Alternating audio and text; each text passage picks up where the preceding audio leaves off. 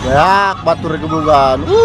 Viral, sopir kontainer tak berdaya dipukuli rombongan pengantar jenazah di Jakarta Utara. Mobil dikepung puluhan orang. Tengah beredar sebuah video yang memperlihatkan rombongan pengantar jenazah memukuli sopir kontainer. Dalam narasi yang beredar, peristiwa tersebut terjadi di Jalan Raya Cilincing, tepatnya di pintu keluar kontainer Tanah Merdeka, Jakarta Utara pada Selasa 3 Oktober sore.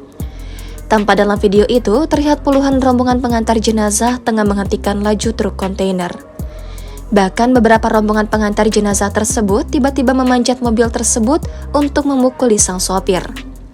Sopir tersebut sempat berusaha untuk melindungi dirinya dengan menutup wajah dan kepala.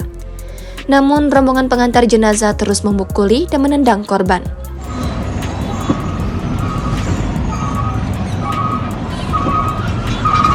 Ya, batur gebugan.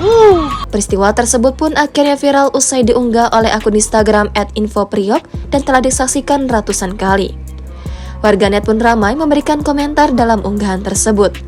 Menilik komentar dalam unggahan tersebut, terdapat salah satu netizen yang diduga merupakan salah satu dari rombongan pengantar jenazah. Akun @mamaha2721 itu mengatakan olehnya rombongan hendak menghentikan truk tersebut. Namun sang sopir mengatakan bahwa saat itu remnya rusak dan akhirnya menabrak rombongan pengantar jenazah. Hingga saat ini, Tribun Sumsel masih mencari kebenaran di balik viralnya video tersebut. Download Tribun X sekarang, menghadirkan lokal menjadi Indonesia.